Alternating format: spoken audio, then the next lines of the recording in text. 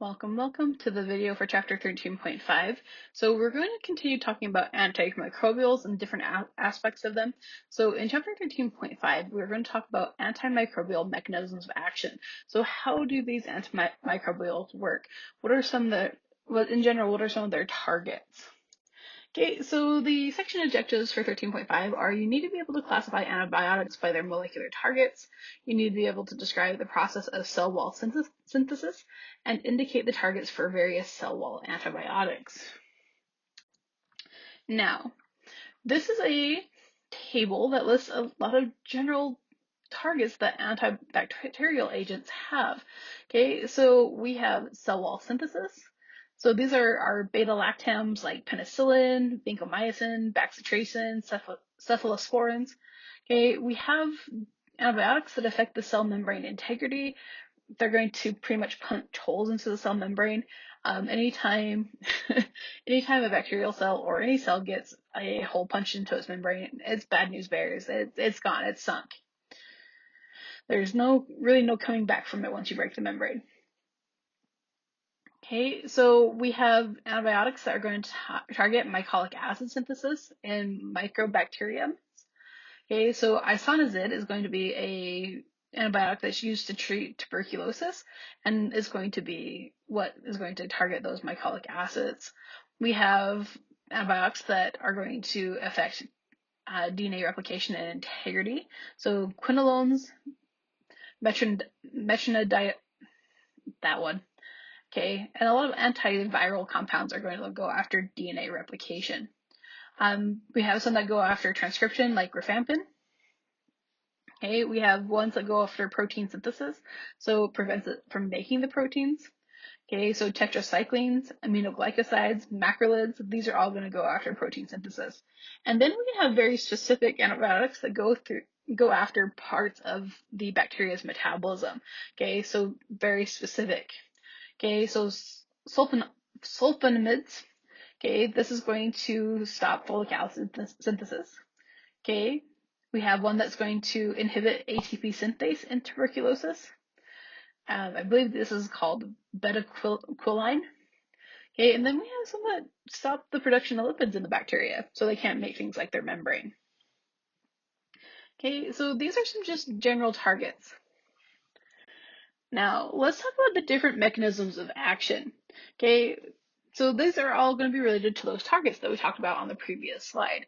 Okay, so we're going to have some that are going to affect cell wall synthesis, right? We talked a lot about these previously. These are a lot of our beta-lactams, so penicillin. Okay, it's going to disrupt anything here in the cell wall.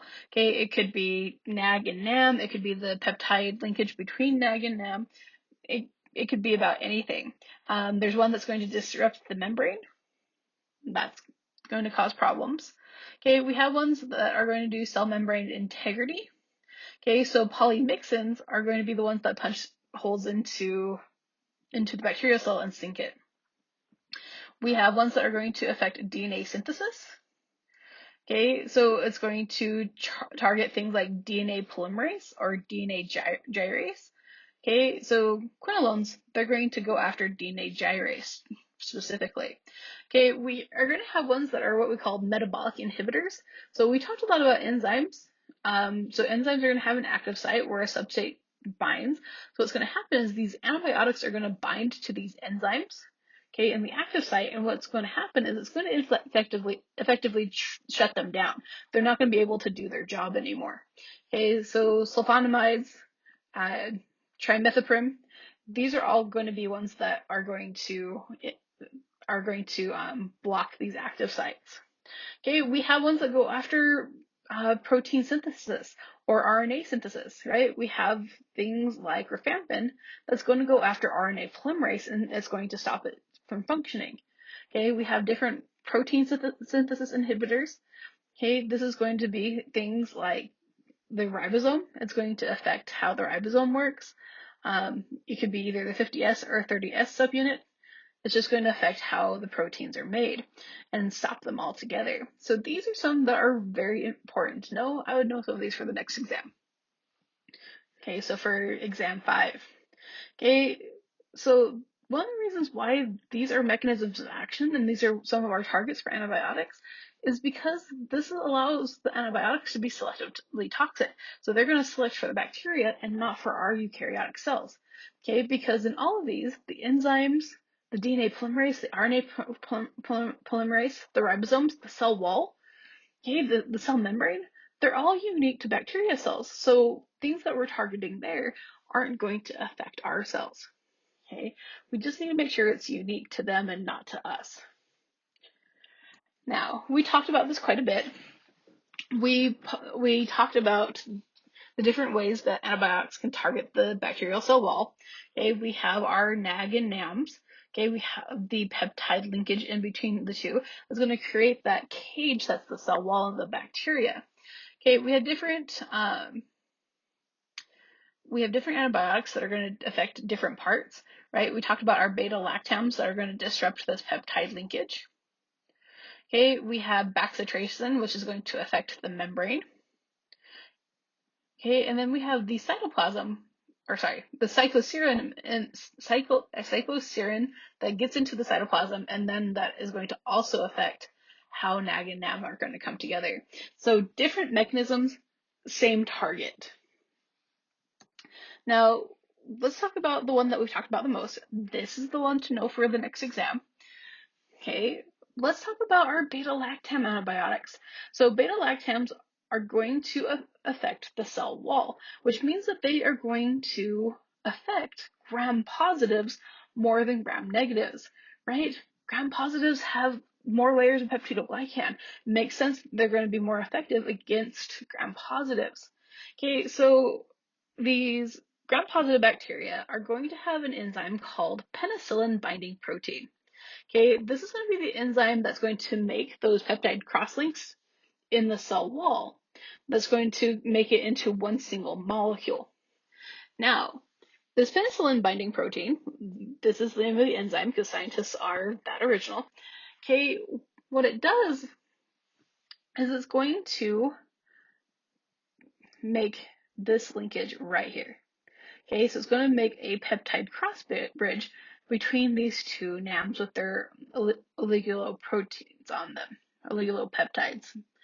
Okay, so what's going to happen is antibiotics like beta-lactams, like penicillin, is that they're going to have this beta-lactam ring. This beta-lactam ring fits very nicely into penicillin binding protein. Okay, so it's going to bind to this active site and effectively shut down PBP, which is penicillin binding protein. Okay, so when that happens, we can't make these linkages.